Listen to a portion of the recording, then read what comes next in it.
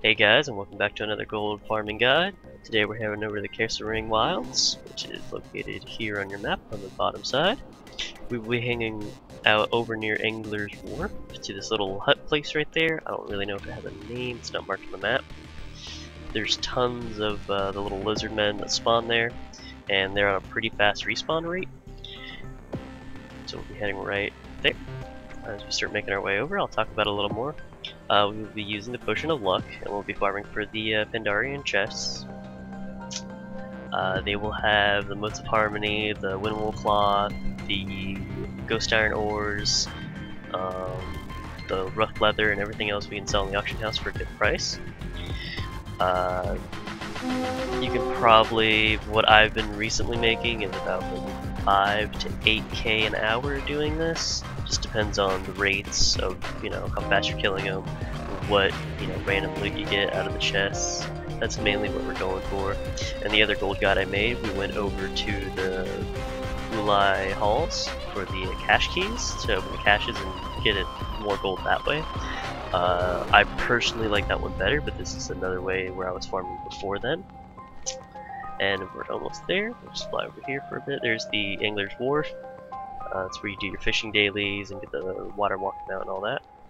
So you're going to be pretty much farming right here in these two huts.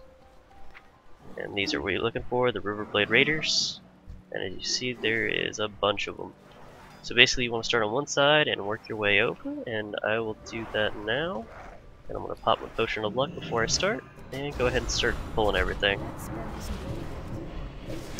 Now you'll get this chieftain that spawns every now and then. He's not a big threat. You just cast shadow bolts. Everything else just does melee hits. There's nothing too serious you need to be worried about. They don't have any main abilities. Nothing that can really damage you. They're pretty weak mobs.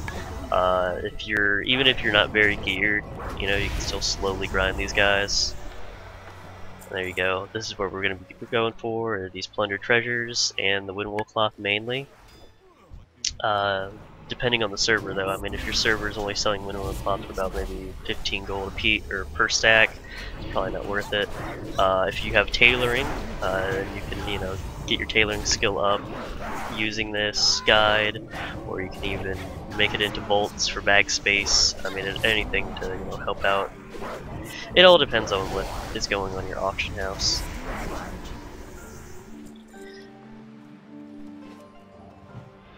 And I'm now just going to make my way around and grind for a little bit.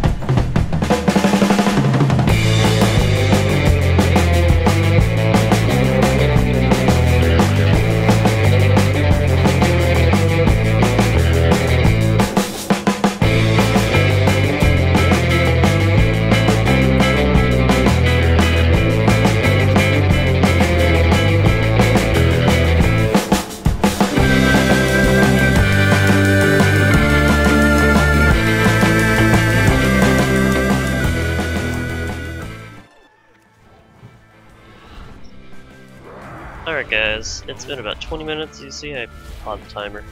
I had to put on a new potion of luck.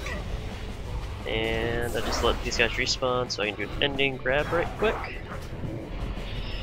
And as you can see, my bags are pretty decently full of the plundered treasure. It's only been about 20 minutes, so let me go ahead and grab all these guys, get one final pull in, and I will conclude this. And I'll open all the chests, and then I'll put up a thing saying what my starting gold was, what the farm gold, and then how much the auction house, everything on the auction house would have went for.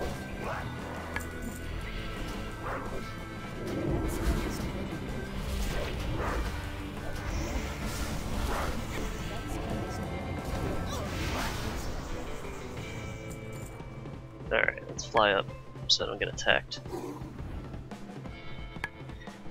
So, get some white trillium ore, get some green. Wow, I've got a green. Greens do sell pretty decently on my auction house, so they're worth keeping. People use them for transmogs, twin gear, all kinds of stuff. Disenchanting. We're just gonna go through and open these. After 20 minutes, you see we're getting a pretty fair amount of stuff. We have over 250 Windwolf cloth. So you have 169 in the bag, so yeah.